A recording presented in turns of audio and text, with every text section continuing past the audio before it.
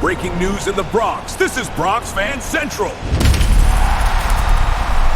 The crack of a bat in the Bronx is still echoing, and Twitter already wants to convince you that the Yankees are about to trade for Kansas City's shortstop using a backpack full of prospects and a $289 million contract.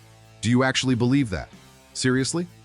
A viral post on X, reportedly coming from the account at Mitch Cohen MLB, claimed that the Kansas City Royals were receiving trade offers for their superstar shortstop Bobby Witt Jr., and that the Yankees were among the interested teams, alongside Arizona and the Chicago White Sox.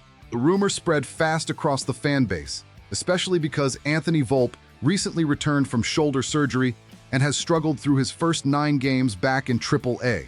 The opening was there, and the internet sprinted right through it. The problem? Not a single major reporter confirmed the rumor. Zero. Nothing from Bob Nightingale, nothing from Ken Rosenthal. Complete silence from Jeff Passan. The story exploded out of thin air, fueled by a fan base desperate for a championship and desperate for it fast. Look, when I saw this rumor hit my feed, I laughed. And not just a little laugh. I'm talking about the laugh of a Yankees fan who has already suffered enough. I've watched Brian Cashman build $180 million rosters only to get bounced in the first round of the playoffs. I know how to recognize fantasy when I see it. Let me be direct with you. This rumor exists to farm clicks. It's weekend content when there's nothing real to cover. And honestly, I understand the frustration. Volpe disappeared in key moments. The shortstop position has become a headache, and Aaron Judge is not getting younger.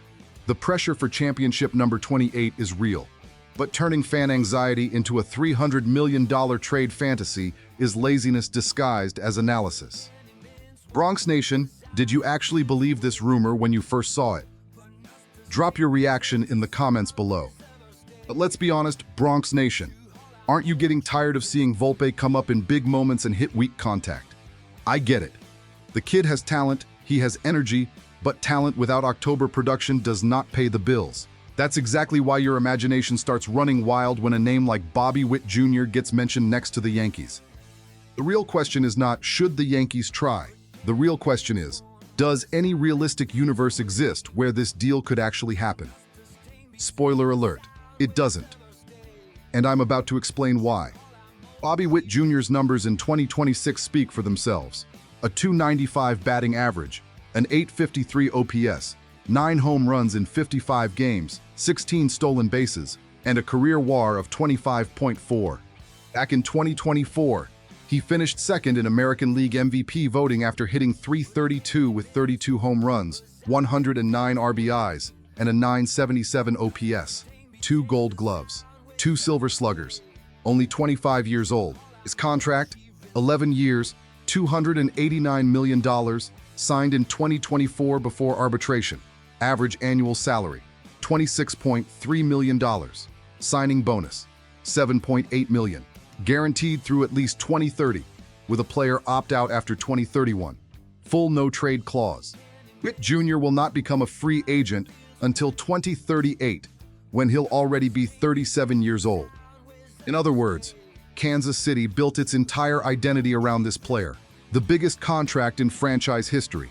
The young superstar who kept the organization alive when everything else was falling apart.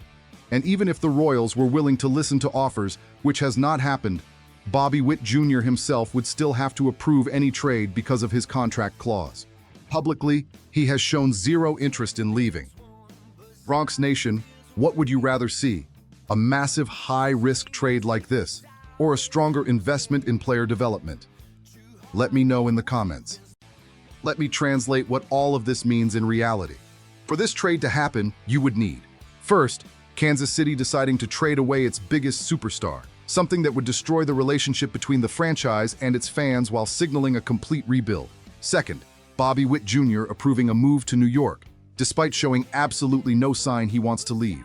Third, the Yankees putting together a prospect package built around George Lombard Jr., the best position player prospect in the system right now, while also absorbing $26 million per year into a payroll that is already crushed by luxury tax penalties. That's a 3-layer disaster waiting to happen. I've spent years watching Cashman make questionable decisions. I remember the Jacoby Ellsbury contract. I remember Giancarlo Stanton's broken shoulder situation. I remember every trade deadline where we waited for the big move that never came. But even Cashman, with all his history of controversial decisions, would not come close to approving something this complicated. And look, I'm not saying Volpe is untouchable. Far from it.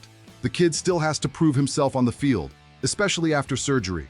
But the solution to uncertainty at one position is not a $300 million fantasy trade that only exists on Twitter. There's something called letting the player actually play before declaring him dead. Tell me something, Bronx Nation. Do you still believe in Volpe? Or have you already given up on him? Vote in the comments. What could actually happen in the Bronx over the next few months is far more realistic and far more important than any Twitter rumor. Anthony Volpe has a short window to re-establish his value after returning from surgery. The Yankees front office is watching closely. With the July trade deadline approaching, the team could absolutely pursue reinforcements at shortstop, but most likely with lower cost options that would not require the financial and prospect price tag attached to Bobby Witt Jr. Witt Jr.'s contract situation alone removes this conversation for at least the next 5 to 7 years. He is expected to remain in Kansas City through at least 2030, and even with the opt-out after 2031, there would still be $140 million guaranteed afterward. Any team attempting this trade before then would face the same 3 obstacles already mentioned. The rumor dies here before Wednesday's series even ends, before any serious reporter puts his name into an actual trade story. Bronx Nation, the next time an unverified account posts the rumor of the week, remember this video. That's not how you build championship number 28.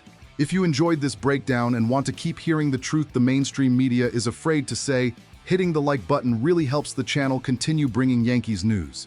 Until next time, and keep rooting hard.